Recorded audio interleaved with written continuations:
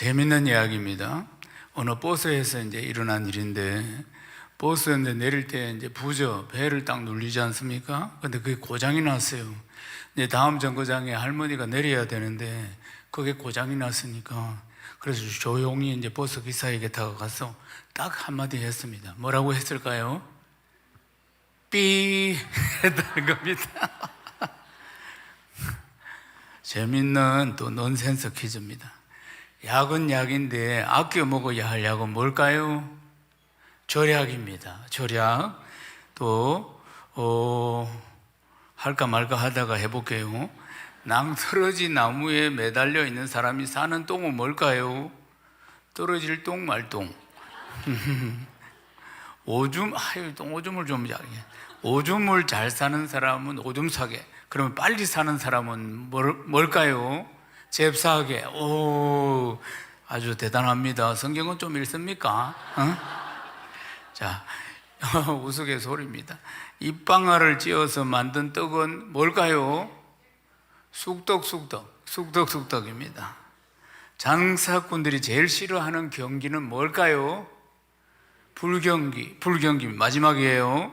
전쟁 중에 장군이 가장 받고 싶어 하는 복은 뭘까요? 항복입니다. 오, 찬양대 대단하십니다.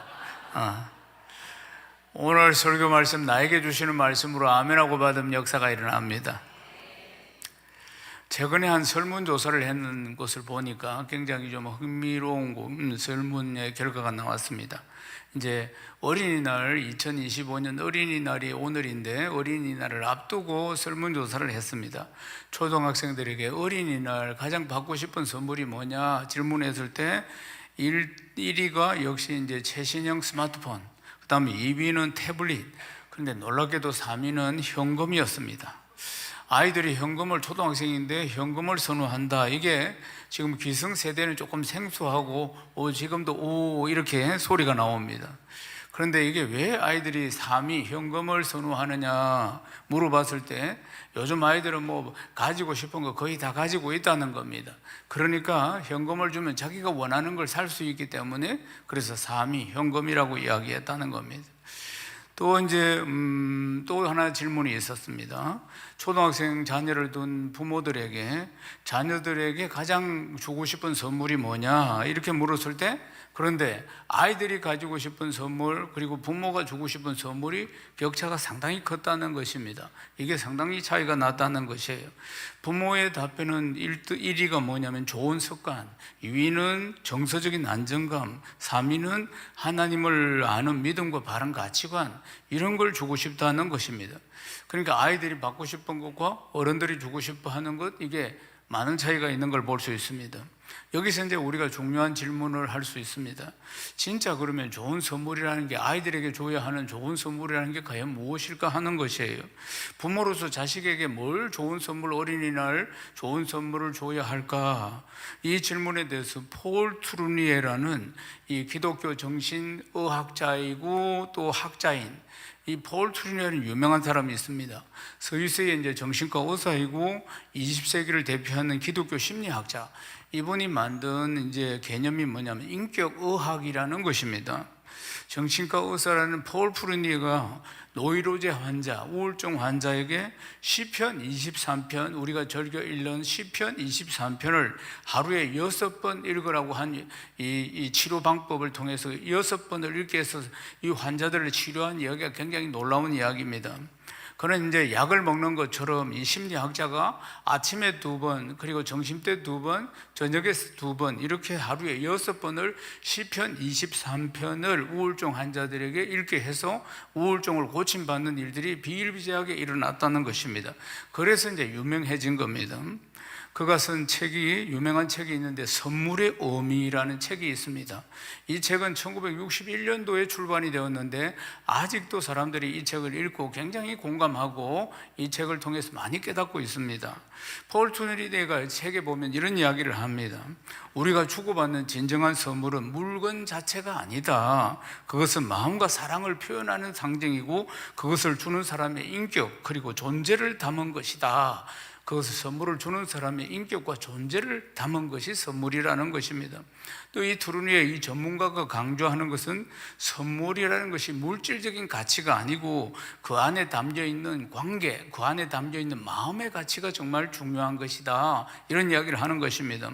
그러면서 또 이제 설명을 더 덧붙이기를, 진짜 선물은 시간이 지나면서 그 의미가 더욱 깊어지는 것이다, 더욱 깊어지고 빛나는 것이다. 진짜 선물이라는 것은 주는 사람의 진심이 느껴질 때 받는 사람 마음속에 영원히 그 선물이 남는다, 이런 이야기인 것입니다.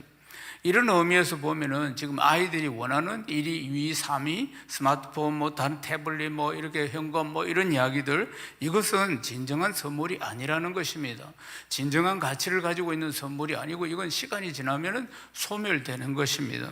스마트폰 낡아질 것이고 스마트폰 또 새로 계속 나올 것이고, 보면은 태블릿도 역시 마찬가지고 시간이 지나면은 또 노화되는 것이고 또 새로운 것이 나오고, 현금도 다 써버리면 끝나는 거 아니겠습니까? 그래서 이런 것들은 선물로서 기억에서 사라진다는 것이에요.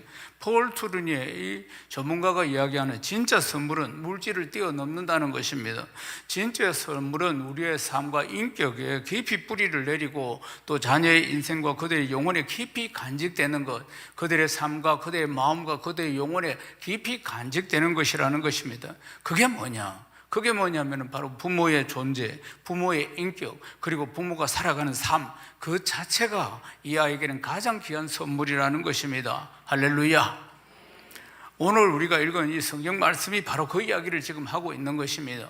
신명기 6장에서도 이 진정한 선물이 무엇인가, 자녀에게 주는 진정한 선물이 무엇인가에 대해서 명백하게 우리에게 가르쳐주고 있습니다. 하나님은 이스라엘 백성들에게 분명히 말씀하고 있습니다. 이스라엘 백성들아, 들으라. 우리 하나님 여호와는 오직 유일한 여호와이시니 너는 마음을 다하고 뜻을 다하고 힘을 다하여서 네 하나님 여호와를 사랑하라. 오늘 내가 네게 명하는 이 말씀을 너는 마음에 새기고 네 자녀들에게 부르짖으니 가르치며, 이 말씀입니다.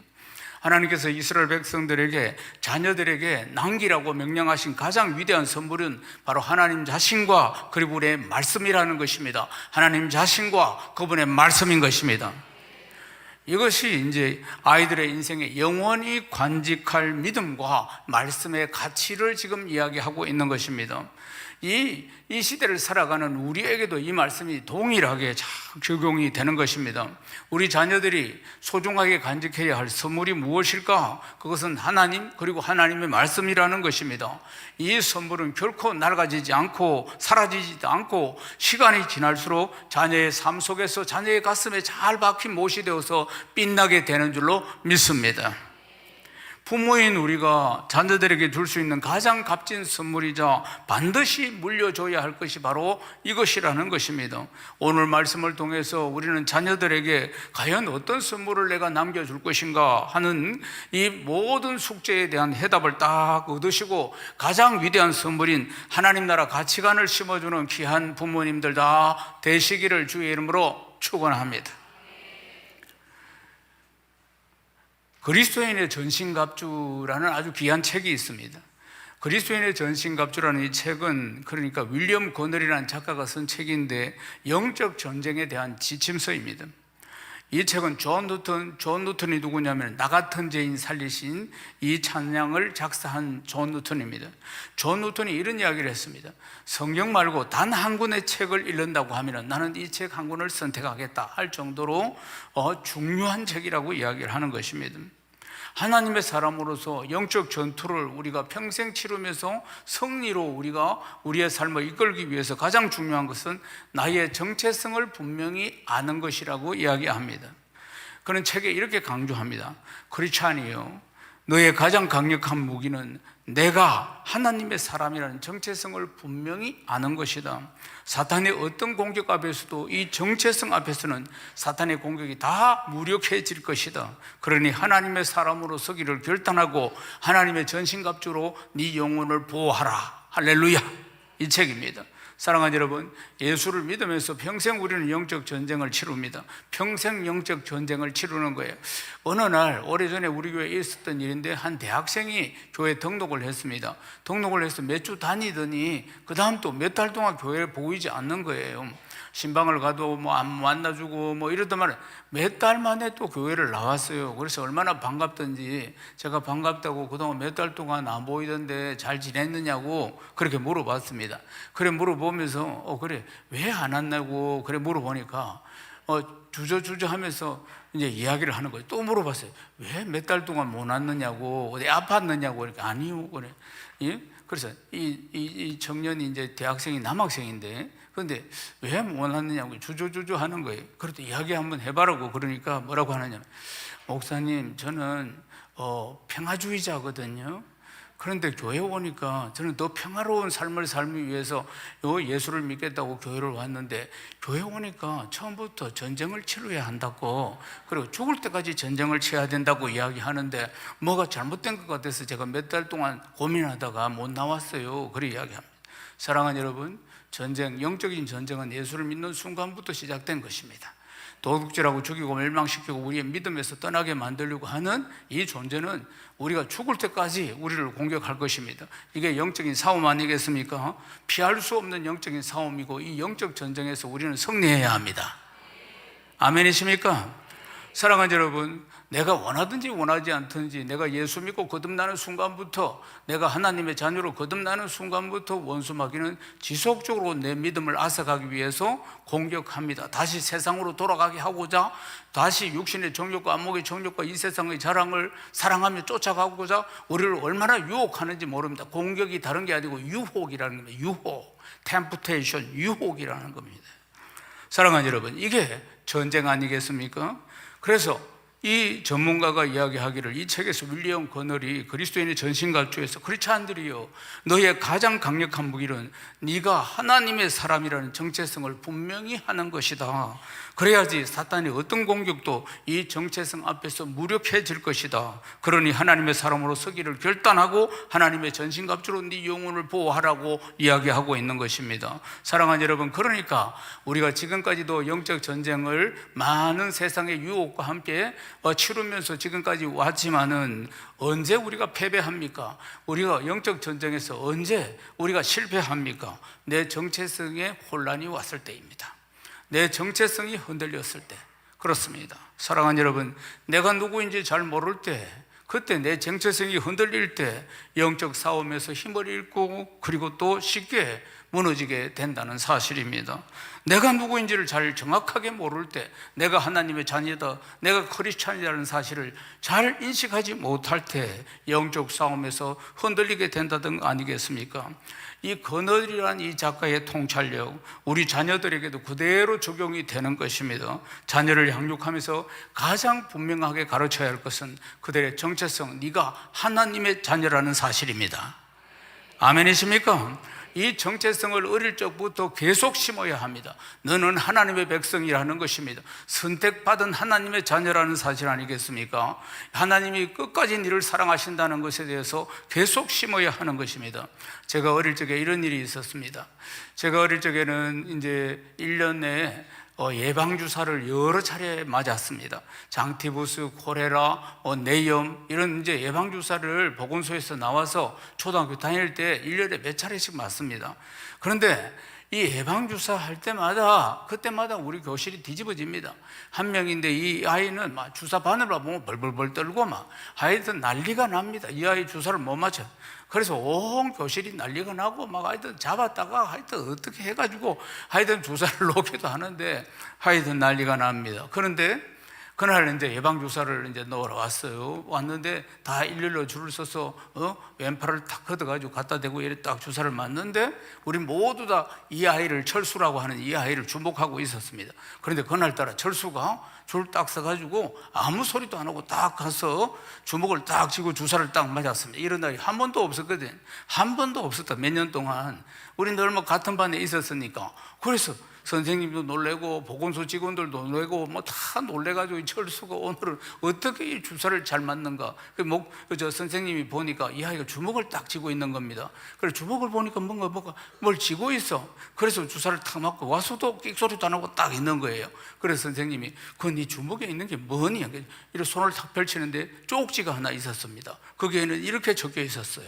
보이스카웃은 울지 않는다. 이 아이는 보이스카웃이었어요.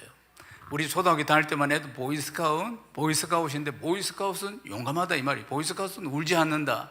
그 엄마가 가르쳐 준 거예요. 쪽지를 딱 적어줘서 보이스카웃은 울지 않는다.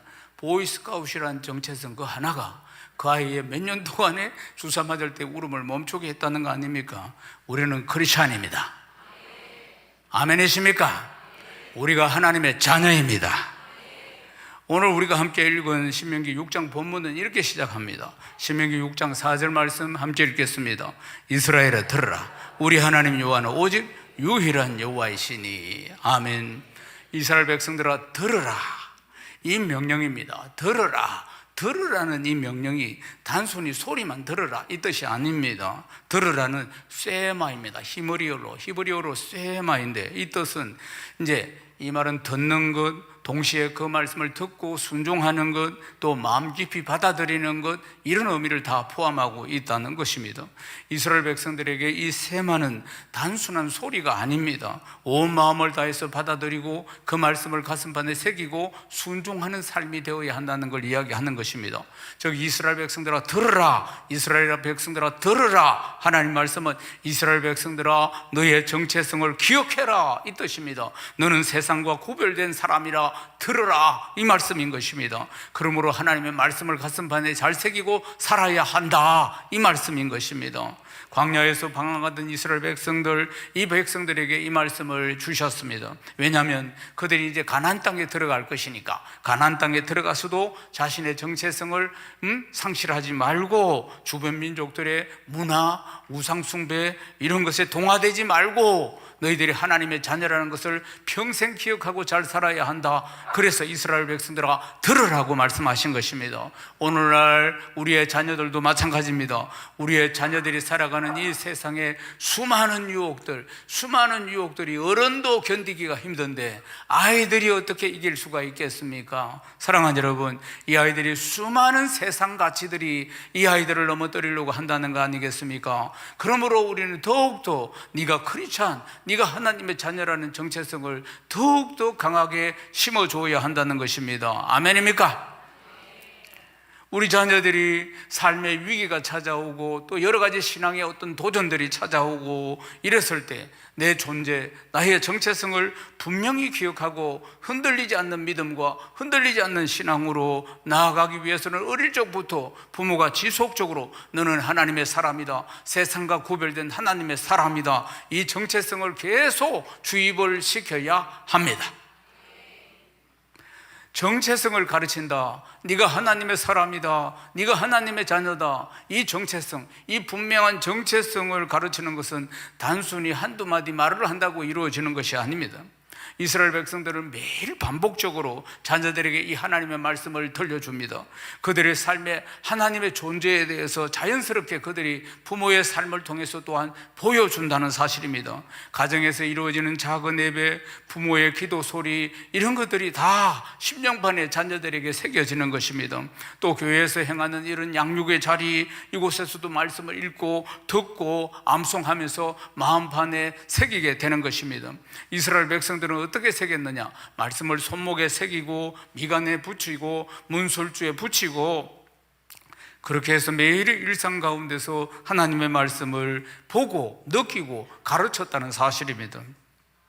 자녀들이 눈을 뜰 때나 잠을 잘 때나 일상 속의 크고 작은 사건들 속에서 너는 하나님의 택한 백성이다, 이것을 반복적으로 보고 느끼고 듣고 오감으로 다 체험할 수 있도록 그렇게 가르쳤다는 사실입니다.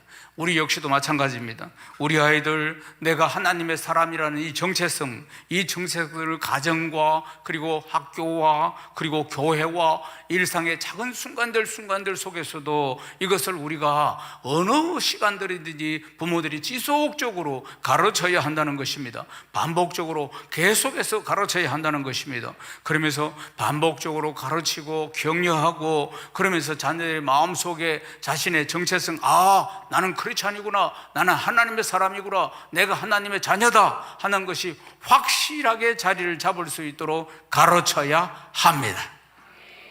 저는 주일학교를 다니면서, 저는 모태신앙인데 주일학교를 다니면서 다니엘 이야기, 사드락과 메삭과 아베노고 이야기를 수천 번을 들었을 것입니다. 타협하지 않는 신앙, 타협하지 않는 신앙 말입니다.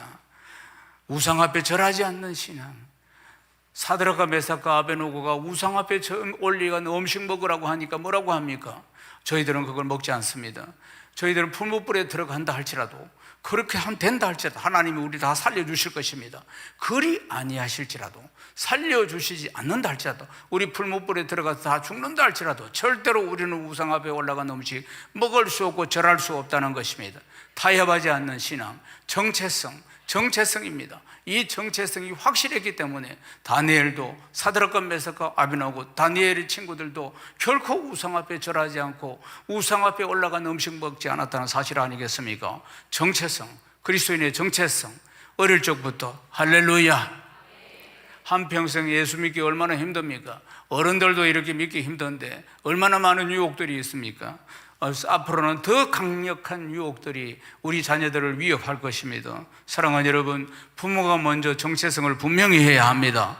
부모인 우리가 먼저 하나님의 백성으로서 정체성을 분명히 하고, 그리고 분명히 말씀을 딱 붙들고 매일의 삶 가운데 그 말씀들을 실천하며 살아가는 모습들을 자녀들에게 보여줘야 한다는 것입니다. 그렇게 할 때 이 자녀가 이 모습을 보고 그리고 하나님의 백성으로서 어떻게 살아가야 하는 것인지 부모의 모습을 보고 배우고 그 정체성이 흔들리지 않고 가게 된다는 사실입니다. 우리가 사랑하는 자녀에게 남겨야 할 가장 중요한 선물은 바로 네가 하나님의 사람이라는 정체성을 분명히 심어주는 것입니다. 사소한 일에서부터 큰 사건에 이르기까지 모든 일들을 통해서, 일상생활을 통해서, 자연스러운 일상생활을 통해서 지속적으로 심어야 한다는 사실입니다. 우리 자녀들이 세상에서 흔들리지 않고 당당하게 살아갈 수 있도록 하나님께서 주신 이 소중한 정체성을 부지런히 심어주는 복된 부모, 믿음의 부모 다 되시기를 주님의 이름으로 축복합니다. 사랑하는 여러분, 우리가 오늘 함께 읽은 신명기 6장 7절에서 9절 이 말씀에도 이 사실을 강조하고 있습니다. 같이 함께 읽겠습니다.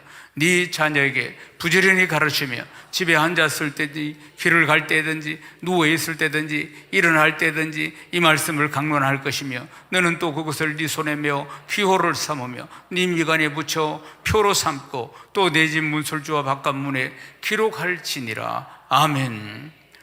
이 본문 말씀이, 오늘 본문 말씀이 자녀들에게 하나님 말씀을 가르치는 일이 교회 학교 예배 시간에 교회 학교에서만 국한되는 것이 아니고 일상생활 전반에 걸쳐서 이루어져야 한다는 것을 강조하고 있습니다. 하나님은 부모들에게 이렇게 명령하십니다. 삶의 모든 순간에서 하나님 말씀이 자연스럽게 이 아이에게 흘러가도록 해야 한다는 사실입니다. 이런 방법을 실천한 이스라엘 백성들은 그들의 자녀들에게 단지 성경 말씀을 암송하고 알고 그런 수준에서 머물게 한 게 아니라는 것입니다. 오히려 그들의 모든 삶의 모든 순간에 하나님 말씀이 녹아들어지도록, 그들의 삶 가운데 쑥 말씀이 흘러가지도록 온전히 이 말씀과 이 아이들이 하나가 되도록 만들었다는 사실입니다. 이스라엘 백성들, 이 가정에서 부모는 아이들과 함께 길을 걸을 때도 하나님 말씀을 이야기하고, 밥을 먹을 때도 하나님 말씀을 이야기하고, 심지어는 집을 나갈 때도 들어올 때도 문설주에다 하나님 말씀을 다 새겨가지고 자녀들에게 상기시키고 교육했다는 사실입니다. 이러한 교육이 자연스럽게 아이들의 마음속에, 그리고 아이들의 생활 속에 하나님 말씀을 각인시키고 그 심령에 딱 새기게 만들었고, 이스라엘 백성들 다음 세대는 주변 민족의 수많은 유혹 가운데서도, 수많은 도전 가운데서도 자신들이 하나님의 백성이라는 정체성을 잃지 않고 당당하게 살아갈 수가 있었다는 사실입니다. 아멘입니까? 그들은 AD 70년에 징계를 받고 그리고는 흩어져서 나라가 없는 디아스포라로 2000년을 살았습니다. 2000년 동안 전 세계에 흩어져서 살았지만 이 정체성 하나가 흔들리지 않았다는 사실 아니겠습니까? 사랑하는 여러분, 미국의 남북전쟁을 치룰 때 그때 가장 크고 유명한 전투가 프레드릭스버그라는 전투입니다. 이때 수많은 전사자가 일어나고 아주 많은 병사들이 죽고 이런 일들이 일어나는데, 그런데 북군 병사 하나가 물통을 들고 전쟁터에 막 달려가는 겁니다. 그러니까 남군이 북군이 달려가고 있으니까 막 총을 쏘기 시작했습니다. 그런데 이 병사가, 북군 병사가 하는 일이 뭐냐면 물통을 들고 가서 북군이고 남군이고 가리지 않고 쓰러져 있는 부상자들에게 막 물을 마시게 하는 광경을 다 보게 됩니다. 그래서 사격을 중지시킵니다. 이를 계기로 해가지고 상방이 합의를 봐가지고 1시간 동안 휴전을 하고 부상자들을 처리하기로 합니다. 이때 남군 장교가 북군 병사 물을 들고 남군이든지 북군이든지 지금 쓰러져 있는 자들에게 물을 주고 있는, 지 목숨을 걸고 막 물을 주고 있는 이 북군 병사에게 물어봅니다. What's your name? 당신 이름이 뭐냐? 그러니까 그가 대답을 합니다. My name is Christian. 사랑하는 여러분, 내 이름은 크리스찬입니다. 이렇게 대답한 겁니다. 부모가 지어준 톰이라든지 존슨 이런 이름이 아니고 내 이름은 My name is Christian이라는 겁니다. 자기가 크리스찬이기 때문에 죽어가는 저 사람들을 볼 수가 없어서 물을 들고 뛰었던 사실입니다. 사랑하는 여러분, 이게 정체성 아니겠습니까? 할렐루야! 사회적으로 많이 기독교에 대해서 안티적입니다. 직장 생활에서도 그렇고 여러 곳에서 다 마찬가지입니다. 그런데 그런 상황 가운데서도 My name is Christian, 나는 크리스찬입니다, 당당하게 말할 수 있는 사람으로 양육해 내어야 합니다. 사랑하는 여러분, 우리 자녀들이 이 세대 속에서 하나님의 이름을, 그분의 말씀을 도둑질 당하지 않고 늘 복음의 능력으로 살아갈 수 있도록 우리가 부모로서 우리 자녀들을 양육해야 합니다. 우리 아이들의 정체성, 이 정체성이 하나님 나라, 하나님의 백성이라고 언제나 어느 자리에서나 고백할 수 있는 이 자녀들로 양육해내어야 한다는 사실입니다. 성경은 우리에게 분명히 말씀하고 있습니다. 요한복음 10장 17을 읽어보겠습니다. 도둑이 오는 것은 도둑질하고 죽이고 멸망시키려는 것뿐이요 내가 온 것은 양으로 생명을 얻게 하고 더 풍성히 얻게 하려는 것이라. 아멘. 사단은 이 도둑놈은 우리 인생을, 우리의 믿음을 도둑질하고 그리고 죽이고 멸망시키려고 하는 것입니다. 우리는 예수 믿고 거듭나는 그 순간부터 영적 전쟁을 치르게 됩니다. 평생 믿음을 지키기 위해서 영적 전쟁을 치러야 한다는 것입니다. 우리 교회에 이런 일이 한번 있었습니다. 오래전에 한 청년이 대학생인데 교회에 등록을 했습니다. 그리고 몇 주를 교회를 잘 나오더라고요. 새가족반도 수료하고 잘 하더니 또 몇 달 동안 교회에 전혀 보이지 않았습니다. 몇 달 동안 교회를 보이지 않아서, 그래서 제가 이제 어떻게든 연락을 해도 연락이 안 됩니다 이렇게 이야기하더라고요. 그런데 몇 달 만에 교회를 나왔어요. 너무 반가웠어요. 제가 너무 반가워가지고 그래가 아이고 몇 달 동안 왜 안 보였느냐고 하니까 주저주저 했습니다. 그래서 주저주저해서 무슨 몸이 아팠느냐고 하니까 아니라고 하니, 그럼 왜 몇 달 동안 교회를 못 왔느냐고 그렇게 이야기하니까 뭐라고 하느냐면, 목사님 저는 평화주의자거든요. 그래요. 그랬어요. 교회 오니까 평생 전쟁을 해야 한다는 거예요.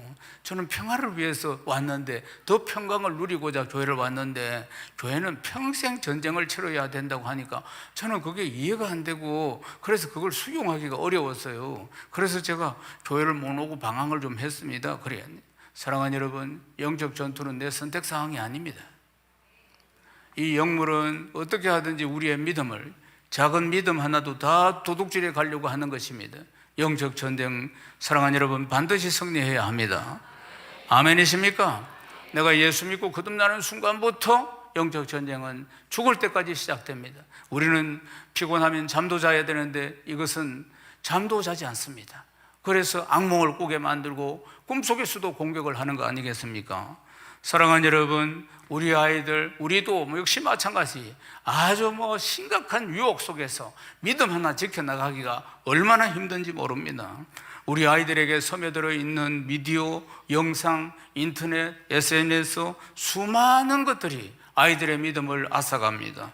아이들이 이 예배에 집중하지 못하도록 어른도 마찬가지고 아이들은 얼마나 더 유혹이 강하겠습니까? 사랑하는 여러분, 아이들은 쉽게 세속적인 가치관으로 떨어지게 됩니다. 세상의 성공, 물질적인 풍요, 즐기고 사는 것, 이것이 인생의 가장 큰 축복인 것처럼 착각하게 만든다는 사실입니다.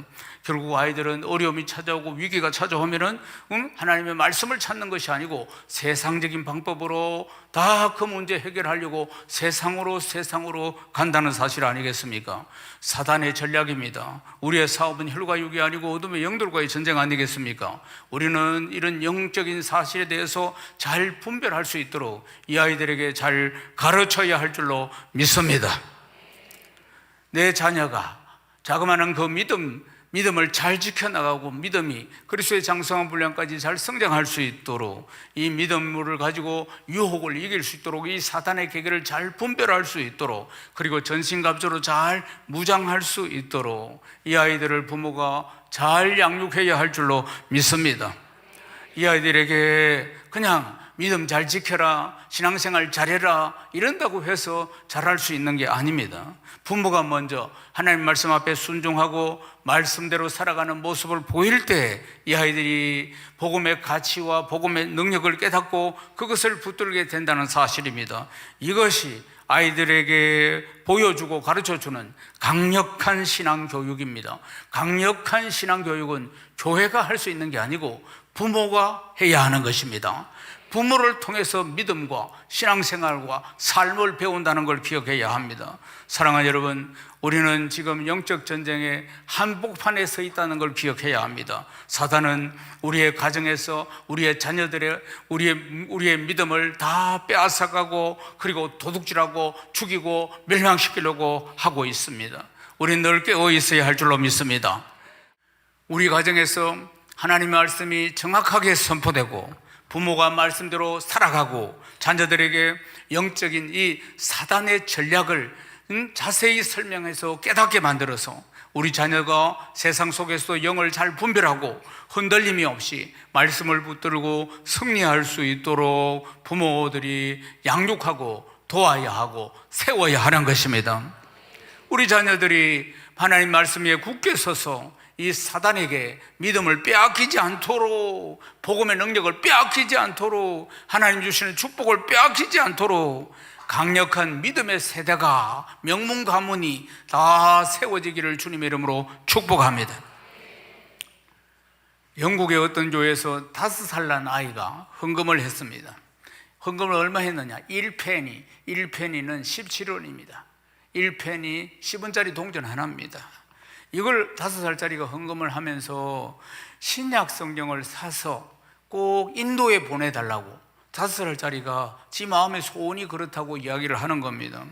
1페니 17원 10원짜리 동전 하나를 우리나라로 말하면 헌금을 하면서 이걸 성경을 사서 인도에 꼭 보내주세요 목사님께 그래 이야기한 겁니다. 그래서 목사님이 5살짜리가 이야기하는데 이걸 우습게 그냥 여기지 않고 귀담아 들어서 목사님이 돈을 보태가지고 신약 성경 작은 성경책을 하나 사서 진짜 인도 선교하는데 거기다 넣어가지고 보냈습니다. 그런데 보내기 전에 성경책을 사와서 5살짜리 아이 보고 사인을 하라고 했습니다. 그러니까 5살짜리 아이가 자기 이름을 이렇게 사인을 해 썼습니다. 그래서 이제 그걸 갖다가 인도 선교하는 물품 속에 넣어서 보냈습니다. 근데 이 목사님이 한 20년 세월이 지난 뒤에 인도를 가게 되었습니다. 인도에 가서 어떤 한 마을을 방문을 했는데 놀랍게도 이 마을의 주민들이 거의 다 예수 믿는 것입니다. 참으로 놀라운 일입니다. 인도에서는 이게 놀라운 일이에요. 그래서 어떻게 이 마을 사람들이 이렇게 예수를 다 믿게 되었느냐 하니까 20년 전에 어떤 선교사님이 마을에 와가지고 복음을 전하면서 자그마한 신약 성경을 하나 주고 갔는데 우리가 그걸 읽으면서 예수를 믿게 되었다 그런 이야기를 합니다. 그 신약 성경책 아직도 가지고 있느냐 하니까 아직도 있다고 하는 거예요. 그래서 들고 나왔는데 보니까 너덜너덜하게 20년이나 동네 주민들이 둘러가면서 이제 그때 봤으니까 그 책이 있었습니다. 그래서 그 책을 성경책을 이렇게 넘겨보니까 세상에 20년 전에 5살짜리가 헌금한 그 사인이 딱 있었다는 사실입니다. 하나님이 살아계십니다. 하나님이 하십니다. 아멘입니까?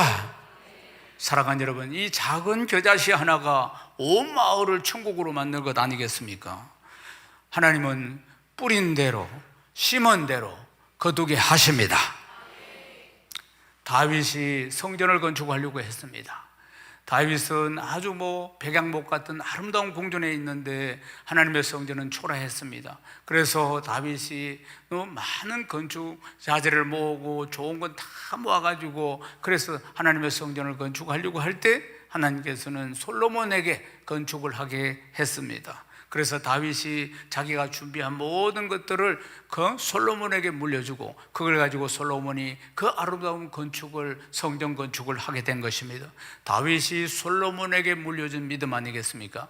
우리 교회는 이 건물을 건축할 때부터 다솔 300운동을 했습니다. 다윗이 솔로몬에게 물려준 믿음들, 그래서 건축을 위해서 우리 자녀들에게 이 믿음을 심어주자 이 운동을, 우리 교회 생일이 5월 셋째 주인데 5월 달 들었으면 우리는 해마다 이 운동을 하고 있습니다. 자녀들에게 믿음을 물려주는 운동 아니겠습니까? 사랑하는 여러분, 자녀들에게 믿음을 그리고 또 헌신을 물려주시기를 주의 이름 축원합니다. 칼 비테 교육법이라는 게 아주 유명한 교육법이 있습니다. 독일의 유명한 교육학자인데 칼 비테 교육법은 굉장히 유명한 이야기입니다. 칼 비테는 자녀와 함께 걷고 대화하고 책을 읽는 일상 속에서 아이의 인격과 가치관을 길러준다, 이렇게 평가를 하고 있습니다. 칼 비테, 그가 이제 이 자녀 교육에 대한 가장 전문가인 그가 이런 이야기를 합니다. 평생 자녀 교육에 온 힘을 다한 이 전문가가 이제 칼 비테의 교육법이 특별한 이유는 뭐냐? 단지 자식에게 지식을 전하거나 혹은 좋은 학교를 보내기 위한 이런 방법을 고민하거나 이런 것들이 아니라는 것입니다. 자기 자신이 아이와 함께 걷고 이야기를 하고 책을 읽는 일상 속에서 아이의 인격과 가치관을 길러주는 것입니다. 칼 비테가 이런 말을 남깁니다. 내가 아들에게 준 가장 귀한 선물은 나 자신이었다. 이 말이 우리에게 정말 깊은 감명으로 다가옵니다. 하나님께서 신명기 6장에 우리에게 주신 말씀과 우리가 읽은 말씀과 정확하게 일치하기 때문입니다.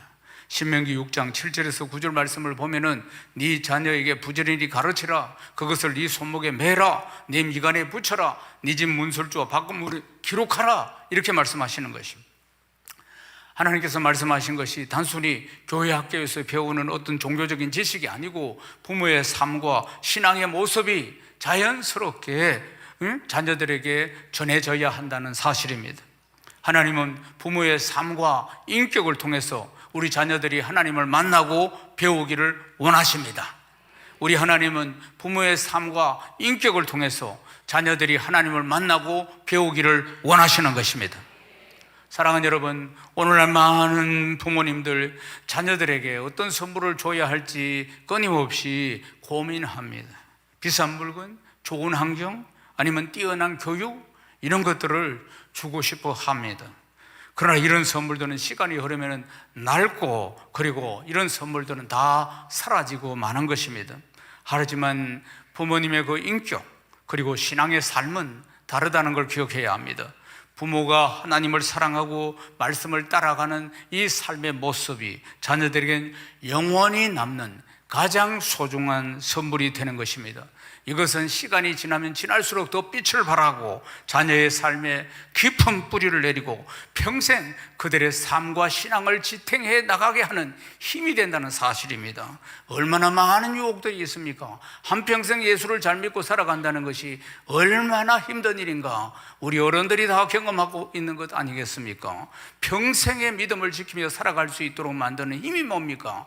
부모님들이 그렇게 믿음을 지키면서 타협하지 않는 신앙으로 살아갔던 그 모습들이 심령판에 새겨서 어느 위기가 찾아오고 유혹이 찾아올 때마다 우리 부모님들은, 우리 엄마는, 우리 아빠는 이때 어떻게 해서 이겨내었다, 어떻게 승리를 했다, 그것이 그들에게 가장 큰 귀한 교훈이 되고 복이 되는 것입니다. 아멘이십니까?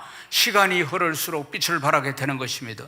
자녀의 삶에 깊이 뿌리를 내려서 평생 그들의 삶을 지탱시키는 것입니다. 제 부모님, 그리고 또 제 할머니, 할아버지 다 이렇게 삼촌들 이렇게 기도를 했습니다. 하나님 우리 아버지 이렇게 그러니까 아브라함의 하나님, 이삭의 하나님, 야곱의 하나님, 나의 하나님, 나의 하나님이라고 기도했습니다. 모두 내가 만난 하나님이 있었던 것입니다. 사랑하는 여러분, 나는 자녀들에게 어떤 선물을 남길 것인가? 부디 부모님 자신이 최고의 선물이 되기를 축복합니다. 부모가 최고의 선물임을 기억해야 합니다. 부모가 하나님을 사랑하고 살아가는 그 모습, 자녀들이 보고 따라가는 믿음의 유산이 되는 것입니다. 최고의 유산이 되는 것입니다. 오늘 우리가 함께 동참하고 있는 다솔 300 운동도 바로 그런 차원의 메시지인 것입니다. 사랑하는 여러분, 자녀들이 이 혼탁한 세상 속에서 하나님을 사랑하고 말씀 위에 서서 흔들림이 없이 살아가는 축복된 자녀들 다 되시기를 주의 이름 축원합니다. 부모의 믿음과 사랑이 자녀들의 삶에 충만하게 전해져 가지고 하나님의 은혜와 복이 대대로 흘러가는 믿음의 가정, 믿음의 가문, 명문 가문 다 되시기를 주님의 이름으로 축원합니다. 축원합니다. 하나님께 영광입니다.